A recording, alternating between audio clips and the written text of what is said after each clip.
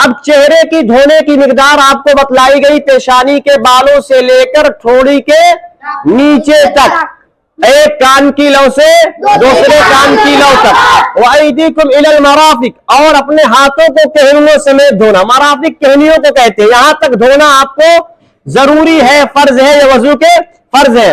वमसहू बिरूसिकुम, और अपने सरों का मसा करो, जिसमें से चौथाई सर का मसा करना आपको बतलाया गया। उसके बाद अर्जुलकुम इलल काबैन, कि अपने पांव को टखनों समेत धोना।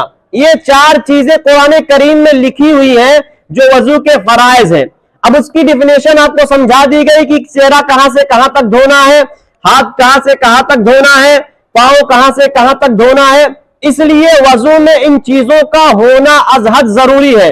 इसके अलावा वजू में जो अमल किया जाता है, 3 मरतबा कुल्ली करना वगैरह, ये जो है ये मसनून है, फर्ज नहीं है।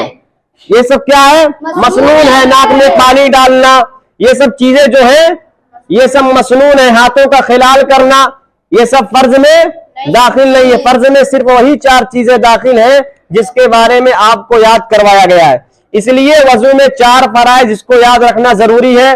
गुस्ल में 3 फराइज, इसको याद रखना जरूरी है। नमाज के 6 फराइज, इसको याद रखना जरूरी है। कोई भी कहीं भी तुमसे पूछ सकता है, कोई तुमसे नहीं, उम्र बढ़ती जा रही है, वक्त फिर निकल जाएगा, दोबारा नहीं मिलेगा, इसलिए ये वक्त बहुत कीमती है। इसी वजह से इस वक्त को कहा गया अल वक्त अस्मन मिन अज़्ज़हब, कि वक्त सोने से ज्यादा कीमती है। ये सोना नहीं जो खर्राटे लेकर सोते हो, बल्कि जिसे हम गोल्ड कहते हैं, जिस सोने की कीमत लाखों अरबों रुपया हुआ करती है, और जिस सोने के खरीदने के लिए लोग पहले से पैसे का इंतजाम किया करते हैं।